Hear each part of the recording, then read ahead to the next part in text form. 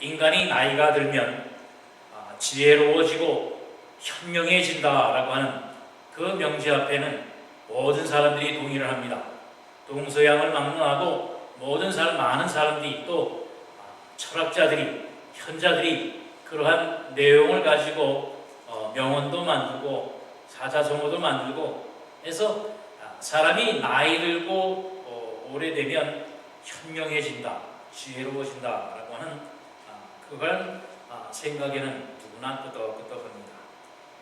그런데 얼마 전에 어제 그제 신문인가요? 거기에서 보니까 텍사스 대학에 있는 한 연구팀이 논문을 발표를 했는데 5살부터 75세까지 여러 나라에 있는 사람들에게 설문조사를 하고 또 각 나라의 대학에 있는 여러 논문을 통해서 한 가지의 연구를 통해서 결론을 내린 것이 뭐냐면 그 인간의 탄생, 죽음, 질병, 그러한 인간사에 대한 내용에 대해서 어른이, 그러니까 나이가 먹으면 먹을수록 나이가 어린 아이들보다 더 미심적이고 초자연적인 것에 의지를 한다라고 하는 겁니다.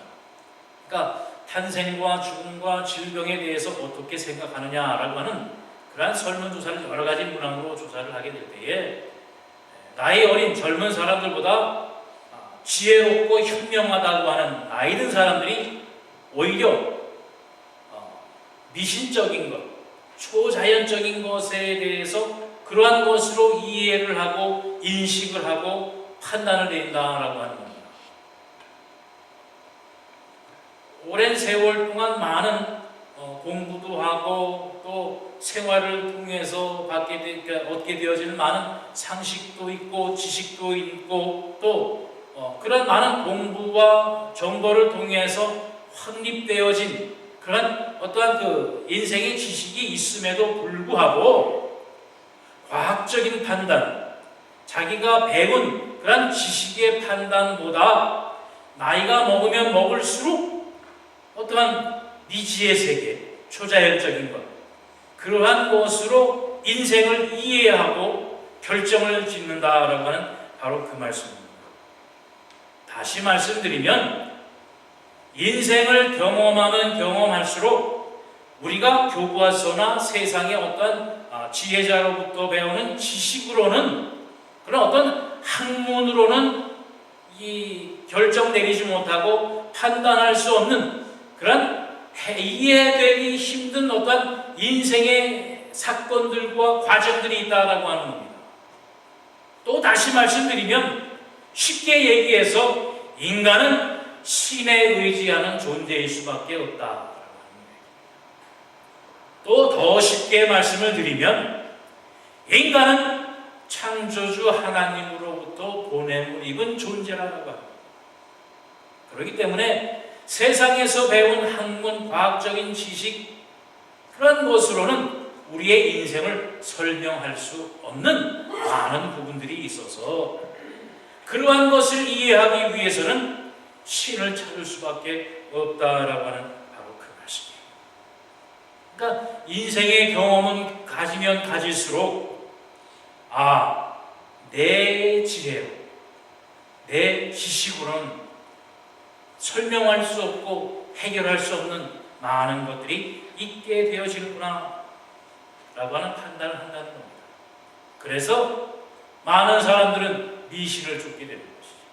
우상 숭배를 하는 것이고 돌나무에 절을 하고 어떤 절대자에게 의지하고 그 도움을 받고자 하는 겁니다.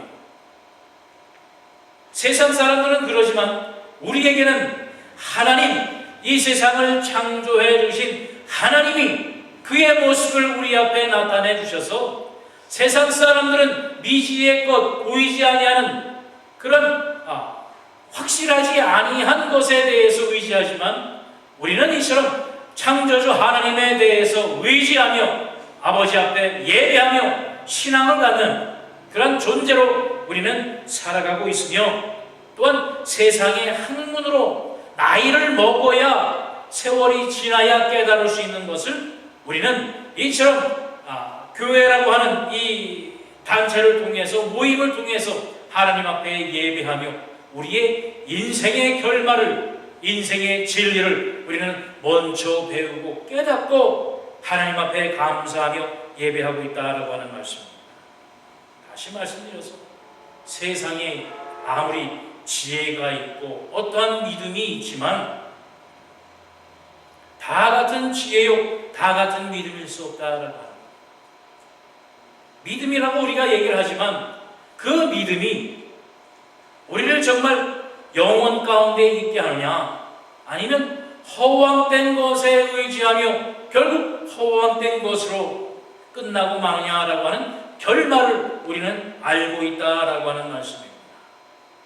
결국 믿음이라고 해서 다 같은, 다 동일한 믿음이 아니라 잘못된 믿음이 있고 또한 올바른 믿음이 있는데, 우리가 하나님 앞에 감사해야 될 것이 뭐냐면 바로 이처럼 우리에게 하나님은 올바른 믿음을 주셨다.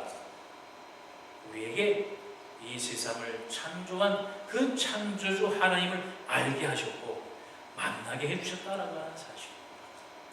그런데 또한 우리가 가지고 있는 이 믿음이 정말 여러분 하나님께서 주신 확실한 믿음으로 여러분이 믿고 의지하고 있느냐라고 하는 바로 그 말씀입니다. 믿음이라고 다 같은 믿음이 아니라고 했는데, 그렇다면 우리는 올바른 믿음, 참된 믿음을 가지고 우리가 신앙생활을 해야 되지 않겠느냐라고 하는 말씀입니다. 그렇다면 믿음이라고 하는 것이 눈에 보이지도 않는 것인데 우리가 어떻게 확인하겠느냐? 그런데 오늘 제가 본문 제목을 뭐라고 했습니까? 보일 수 있는 믿음이라. 여러분, 믿음은 보이지 않는 것. 그래서 누구 믿음이 얼마큼 있는가 어떻게 아느냐, 알 수 없다라고 하지만 아닙니다. 믿음은 보이는 것이고 믿음은 보일 수 있는 것입니다. 그래서 오늘 바로 이 보일 수 있는 믿음, 보이는 믿음에 대해서 우리가 말씀을 나누기를 원합니다. 먼저 우리가 무엇으로, 어떠한 것으로 우리의 믿음을 보일 수 있고 볼 수가 있냐라고 하면 감사함으로 우리의 믿음을 보일 수가 있습니다.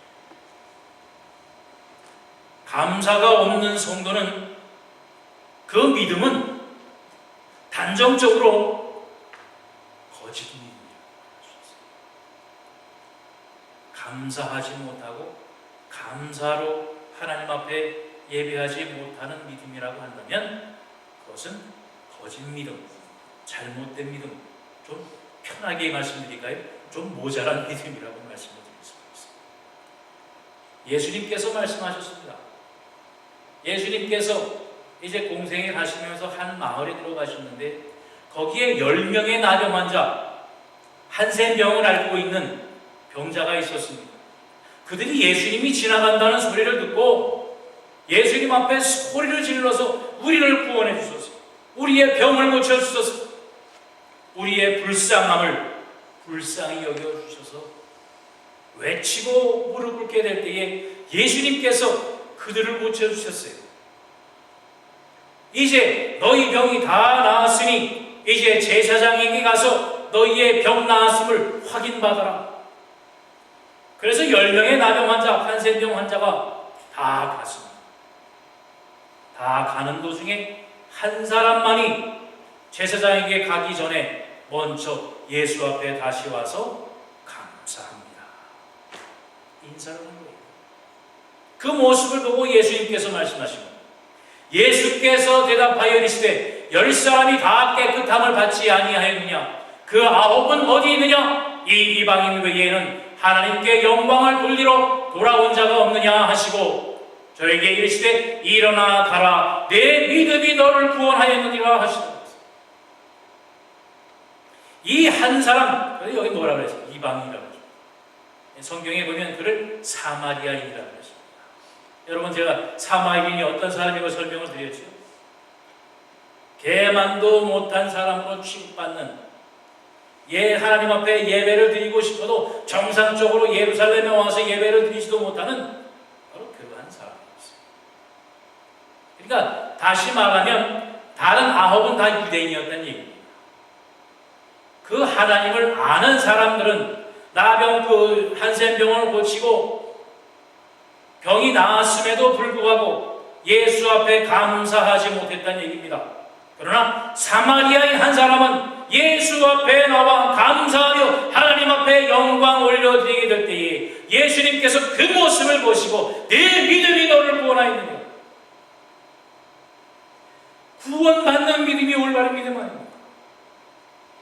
구원 얻는 믿음이 참 믿음 아닙니까? 바로 이 감사하는 모습을 통해서 우리는 믿음을 발견할 수 있고 믿음을 볼 수 있다라고 하는 바로 그 말씀입니다. 세상의 안목으로 보면 정말 얼마나 불평불만인 것이 많습니다. 남들과 비교해보면 얼마나 나는 억울하고 고난받고 역경 가운데 있고 편하게 살지 못하고 어떤 사람 가지고 나는 못 갖고 어떤 사람 10가지인데 나는 하나밖에 없고 불만족한 게 얼마나 많습니까? 그러나 믿음의 눈으로 보면 감사하지 않은 게 어디 있습니까? 믿음의 눈으로 보면 하나님께서 나에게 주시지 않은 것이 어디 있습니까? 여러분, 우리가 믿는 하나님은 창조주 하나님이라고 했습니다. 창조주 하나님이라고 하는 말은 뭐냐면 이 세상 모든 것을 다 하나님이 만드셨다라고 하는 겁니다. 그리고 만드신 모든 것을 우리 인간에게, 여러분에게 주셨다라고 하는 거예요. 주셨다라고 하는 것은 바꿔 말하면 우리 입장에서는 하나님이 주신 것을 받았다라고 하는 이야기입니다. 내가 가져오고 내가 취한 것이 아니라 하나님께서 주신 것을 내가 받았다라고 하는 거예요. 여러분, 하나님께로 받지 않은 것이 무엇입니까? 그 모든 것을 믿음의 눈으로 보게 될 때에 하나님께 감사하지 못한 것이 없다라고 하는 말씀입니다. 하나님께서 주시지 않은 것이 없어요. 우리 시편 136편 5절부터 9절부터 말씀을 보면 지혜로 하늘을 지으신 이에게 감사하라. 그 인자하심이 영원하미로다. 땅을 물 위에 펴신 이에게 감사하라. 그 인자하심이 영원하미로다. 큰 빛들을 지으신 이에게 감사하라. 그 인자하심이 영원하미로다. 해로 낮을 주같게 하신 이에게 감사하라. 그 인자하심이 영원하미로다.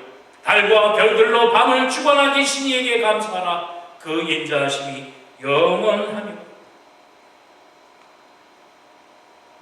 어떤 것 하나도 하나님께서 우리에게 주시지 않은 것이 없다는 말씀입니다. 원래부터 내 것은 없었어요. 모든 것을 하나님께서 주신 것을 믿음으로 바라보게 될 때에 감사하죠. 여러분, 누구 하나, 사탕 하나만 줘보세요. 고맙습니다. 감사합니다. 우리 자녀들에게 교육시키지 않습니까? 사탕 하나, 눈가사탕 하나만 줘도 감사합니다. 인사를 시키는데 우리에게 영원의 생명을 주시고 하늘나라 백성으로 삼아주신 하나님 앞에 감사하지 않은 것이 어디 있냐는 말씀입니다. 바로 우리가 하나님 앞에 얼마나 감사한가. 감사함으로 하나님의 전을 출입하며 우리의 삶을 통해서 하나님 앞에 우리가 얼마나 감사하는가를 통해서 우리는 우리의 믿음을 보일 수 있다는 것입니다. 심지어는 그러잖아요.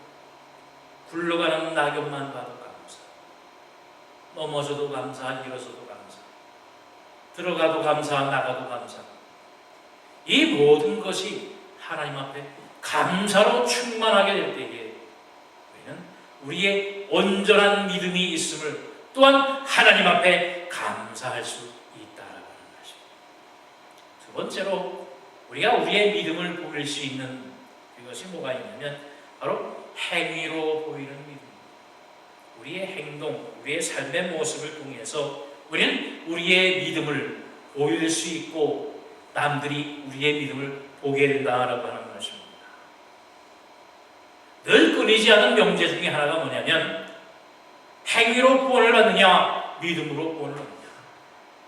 이 성경 해설을 통해서도 많은 사람들이 늘 끊이지 아니하고 신학자들이, 목사들이 해결하지 못하는 문제 중에 하나가 있어요. 행위로 구원을 받느냐, 믿음으로 구원을 받느냐. 그런데 바꾸어 생각하면 이것으로 골머리를 썩는 사람이 참 어리석다. 왜냐하면 행위와 구원이 올바로 일치가 될 때에 온전한 구원을 이룰 수가 있기 때문에. 행위 없는 믿음은 죽은 믿음이라고 했습니다. 또 믿음 없는 행위는 온전하지 못한, 바로 이 행위와 믿음이 늘 함께 조절을 하며 동일하게 나가게 될 때에 바로 온전한 신앙인, 온전한 믿음이 되어진다라고 하는 바로 그것입니다. 바로 오늘 우리가 봉독한 이 본문 말씀이 사도 바울이 행위를 위주로, 행위를 강조하는 바로 그 유대인들을 책망하는 바로 그 내용입니다. 아무리 이스라엘 민족들이, 백성들이 그들의 의로 율법을 지키며 의에 이르고 구원에 이른다라고 하지만 결국 율법을 완전히 이룬 사람은 하나도 없다라고 하는 겁니다. 그렇다면 율법으로는 구원을 얻을 수 없다라고 하는 바로 그것입니다. 그것을 사도 바울은 유대인들에게 책망을 하는 겁니다. 그런데 오늘날 보면 바로 이 율법으로 새로 돌아가려고 하는 운동들을 많이 봅니다. 행위를 강조합니다. 바치고 충성하고 하는 그런 어떤 행위를 통해서, 그러한 행위가 아니라 그러한 율법적인 행위를 말하는 것이 아닙니다. 여기에서 보이는 행위로 나타나는 믿음이라고 하는 것은 뭐냐면 말씀드린 대로 감사로 우리가 하나님 앞에 보여지는 순종의 모습을 말씀을 드리는 겁니다. 우리가 감사하기 때문에, 하나님께서 받은 은혜가 너무나 많기 때문에 내가 이대로 있을 수 없어서 내 가진 능력으로, 내 가진 모든 것으로 봉사하고 헌신하고 구제하고 이웃사랑하는, 하나님 앞에 충성하는 그 모습을 보이는 행위를 말하는 겁니다. 우리가 대표적으로 아브라함이 믿음의 조상이라고 얘기합니다. 야고보서에도 아브라함의 믿음을 이렇게 말하고 있습니다. 우리 조상 아브라함이 그 아들 이삭을 제단에 바칠 때에 행함으로 의롭다 하심을 받은 것이 아니냐. 내가 보거니와 믿음이 그의 행함과 함께 일하고 행함으로 믿음이 온전케 되었느니라. 그래서 행함과 믿음이 함께 가는 것이요, 그 행함을 통해서 믿음을 증명하고 그 믿음이 행함을 행할 수 있게 한다라고 하는 겁니다. 아브라함이 그 독생자 아들 이삭을 하나님 앞에 감히 바칠 수 있었던 것은 뭐냐면, 하나님이 아들 이삭을 어떻게 주셨습니까? 태가 다친 것을 나이 100살이 돼서 주신 아들입니다. 누가 봐도 그것은 얻을 수 없는 아들을 하나님께서 약속하시고 말씀하여 주시고 주신 아들입니다. 그렇기 때문에 아브라함은 하나님께서 그 아들을 나에게 바쳐라 했을 때에 하나님께서 이 이삭을 주셨으니 이 아들을 바치면 어떻게든 하나님이 이 아들을 다시 살리시든지 아니면 다른 이삭을 주시든지 다른 계획이, 다른 축복이 하나님께서 있을 것이다 라고 하는 믿음이 있었기 때문에 아브라함이 이삭을 감히 바칠 수 있었던 것입니다. 바로 이 믿음에 통한 행동이 하나님 앞에 보여지게 될 때에 하나님은 하나님의 방법을 주셨잖아요. 이삭을 향하여 칼을 들게 될 때에 수도 그대로 나더라. 바로 그 방법을 쓰셨잖아요. 그런데 우리는 이 말씀을 가지고 무엇을 얘기를 합니까? 아브라함이 자기의 전재산 같은 이삭을 바쳤으니 여러분도 바쳐라. 바치는 것으로, 드리는 것으로 여러분의 믿음을 보이라. 아니요. 이것은 이삭을 바쳤다라고 하는 행위가 아니라 바치는 믿음을 하나님은 보시는 겁니다. 다시 말씀드려서 순종하는 행동을 하는 걸 보시는 것이에요. 이삭까지도 바칠 수 있는 그 순종의 마음, 여러분 그 순종을 하나님 앞에 드리는 것이 바랍니다. 이삭이 얼마나 귀합니까? 그러나 그 이삭을 주신 하나님을 먼저 보게 될 때에 아브라함이 하나님께서 그 믿음을 보시는 거죠. 오늘 여러분이 가진 믿음, 여러분이 소유한 믿음을 하나님 앞에 담대히 보이시는 여러분이 되시기를 바랍니다. 물론 세상을 살다 보면 내 마음대로 내 뜻대로 되지 아니할 때가 많습니다. 바로 이것이 아브라함도 세상 살아가는 방법대로 했다면 결코 이삭을 바칠 수가 없어요. 그러나 세상살이에 우선이 순위를 두지 아니하고 하나님의 말씀에 하나님의 방법에 우선순위를 두게 될 때에 아브라함은 이삭도 구하고 하나님의 축복도 받았습니다. 잃은 것이 아니라 따따블로 하나님의 축복을 받았다고 하는 사실입니다. 여러분, 이 축복을 누리시게 되기를 바랍니다.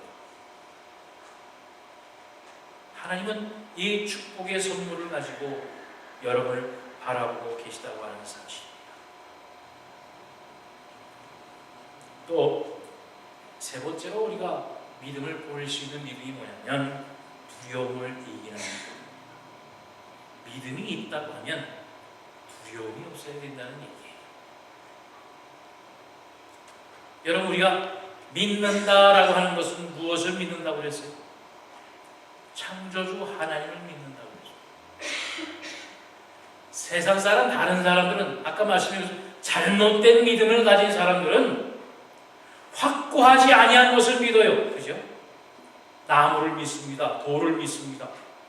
하나님께서 이 세상을 심판하시면 다 사라지고 없어질 것을 믿기 때문에 그것을 믿어도 불안하고 두려운 겁니다.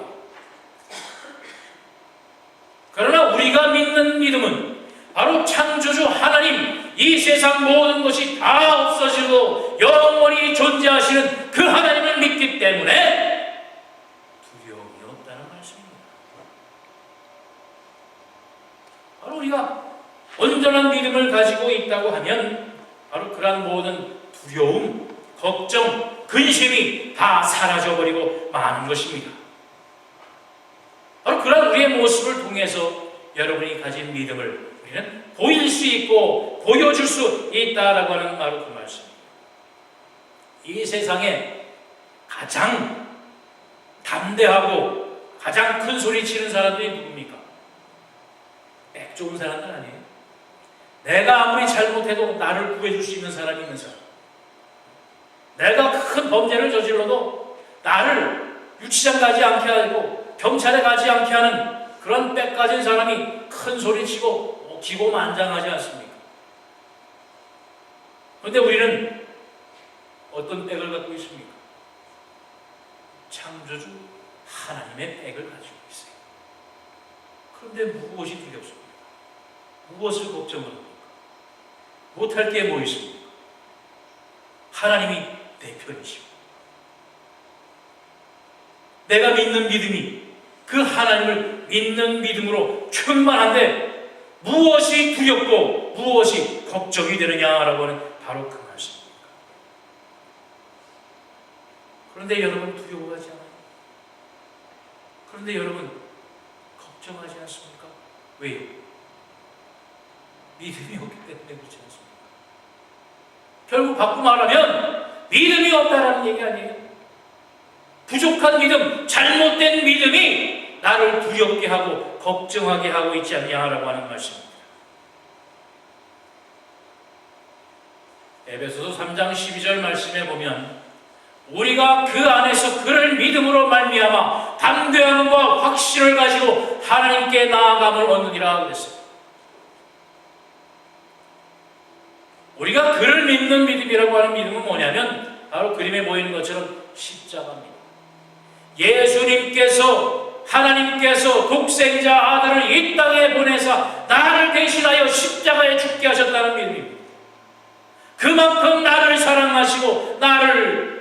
축복해 주시는 하나님이 내 백이라는 것입니다.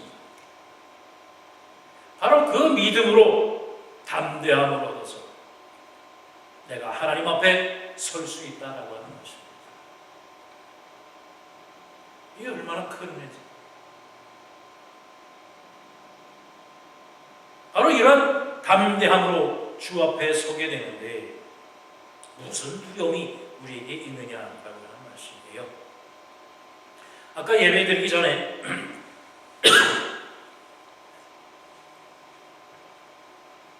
우리 송 선생님하고 커피 한잔 나누면서 잠깐 얘기를 나눈 게 있습니다.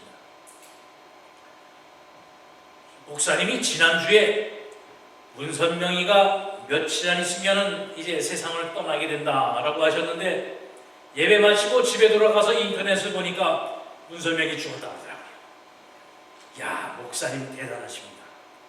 오늘 설교하실 때 그 북한의 김정은이 죽는다고 한번 말씀해 보십시오. 그러면 김정은이 또 목사님의 말처럼 죽게 되면 통일이 될 테니까.